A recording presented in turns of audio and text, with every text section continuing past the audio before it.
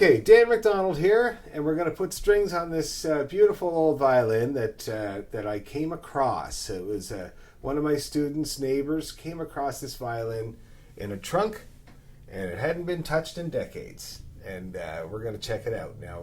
So this is your classic case from, say, the late 1800s right on. You'd see these cases through the 60s and even up to the 90s, we would see these wooden cases. They're made of plywood. Very classic kind of looking violin case, and it's lovely. And we're going to just open the latches here. It's just got one of these sidey latches. Move it to the side. And it's a lovely old case with green fur. And this is called the blanket. This is protects the top of the violin. And this particular blanket is really cool because it's obviously handmade.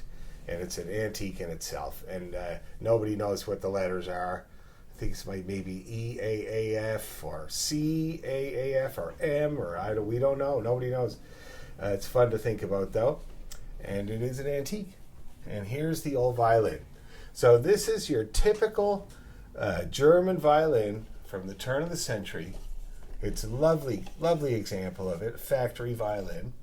And this is the back. Now, the back is my favorite piece of wood on a violin, and it's also the most prized piece of wood that the maker would look for. So it's maple, and this one's particularly lovely. It's got some beautiful, what they call figure here.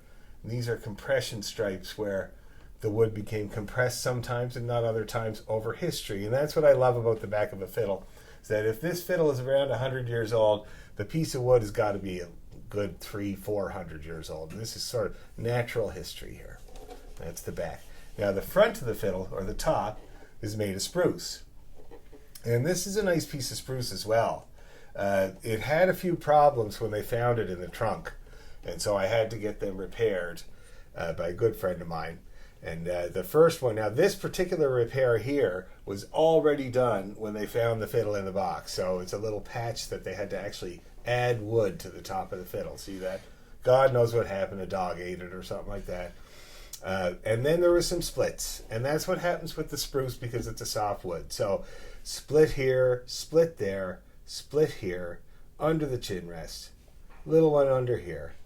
This one here, and a couple other small ones. Now the biggest thing is this one here, and that is a sound post crack. And that's right, it goes right where the sound post goes. Now, here's the sound post, that little pillar looking thing on the inside of the fiddle. And that brings the sound from the treble side of the fiddle down to the back, to the hard wood. If that has a problem with a crack where the sound post can't seat, then you're going to lose a lot of sound. It's going to reduce the fiddle's quality quite a lot. So my friend glued this up and put a little patch of this new kind of maple plywood up underneath the fiddle and over the sound post. And that allowed him to carve the top to the same dimensions it was before. So I'm thinking it's probably going to be a very good repair. Another thing he had to do was to lift the neck back up. Over time, sometimes the neck falls down on a fiddle. This one had to be put back up. And that meant he had to put a new bridge on it too. And it's a really nice bridge that he fitted there. And I can show you the old bridge. And it you can see where it used to be there. He had to raise it quite a lot for the new neck.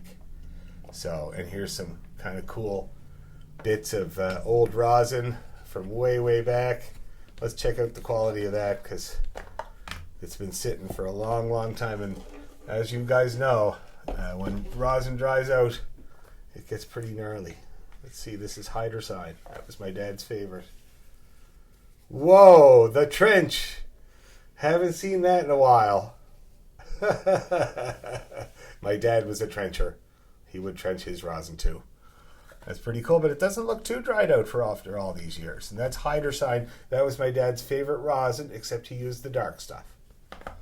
And then what do we got here? We have Knack, Gant, and Bernardel Frets from Paris. Let's see what that looks like. Now that's a classic dried out rosin. That's not much good there anymore. And it's cracked. And somebody seems to have drilled a hole in it, which is interesting. Anyway, okay, so now we're going to put the strings on her.